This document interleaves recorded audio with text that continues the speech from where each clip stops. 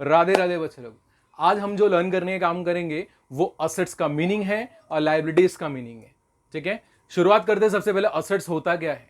ठीक है, असेट्स का मतलब एक सिंपल वे में बताने का काम करूंगा, बिजनेस के नाम पे जो भी संपत्ति रहेंगी, चाहे वो गाड़ी हो, बंगला हो या कार हो, जो भी संपत्ति बेसिकली ना बिजनेस के नाम पे होगा वो आपका असेट्स होगा। ठीक है, क्लियर है पॉइंट तुम्हारा? तो फटाफट इसका मीनिंग जरा देख लेते क्या होता है। एनी फिजिकल थिंग और right own that has monetary value is called as assets. कोई भी फिजिकल थिंग, चीज जो आपको दिख रहा है और जिसका मॉनिटरी वैल्यू है, जिसे आपको भी मालूम है जमीन देख सकते ना, ये सर नो, तो जमीन का कीमत है, डेफिनेटली है इसके अंदर। ठीक है, चाहे जमीन हो या तुम्हारा बिल्डिंग हो या मशीन हो, कुछ भी हो फिलहाल। क्लियर?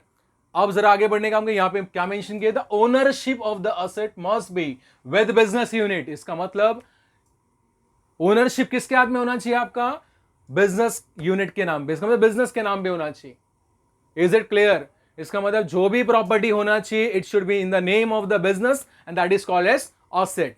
एग्जांपल देखने का काम करते हैं, यहां पे एग्जाम में मेंशन किया मैंने, लैंड, बिल्डिंग, मशीन एक्सेट्रा, और भी बहुत सारे असेट्स हैं।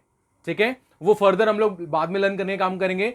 बस यहां पे आप बेसिक अंडरस्टैंडिंग करने का काम करना कि बेसिकली आपका असेट्स होता क्या है। अब जरा लायबिलिटी के बारे में बात कर लेते हैं, लायबिलिटी का मीनिंग क्या होता है।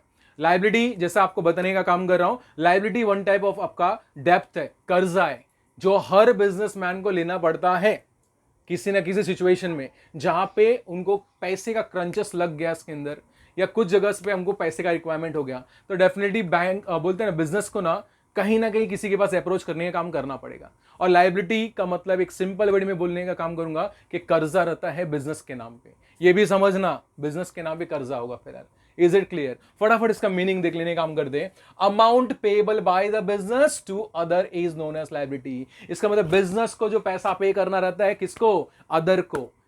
ठीक है, उसको कहा जाएगा लायबिलिटी। और एग्जाम्पल क्या है इसका? बैंक लोन सबसे बेस्ट एग्जाम्पल है, जहां पे हम बैंक के पास जाते हैं और लोन के लिए क्या करते हैं? एप्लीकेशन करने का काम करते हैं। And second thing is creditors, जैसे मैंने मेंशन करने का काम किया है। क्रेडिटर्स कौन होते हैं? हमारे सप्लायर होते हैं।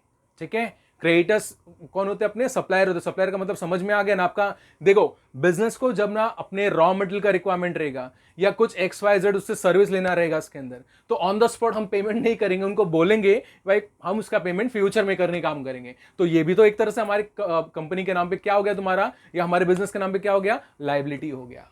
Is it clear? Hope so आपको ना एसेट्स और लायबिलिटी का मीनिंग समझ में आ गया होगा। Thank you, Radhe Radhe.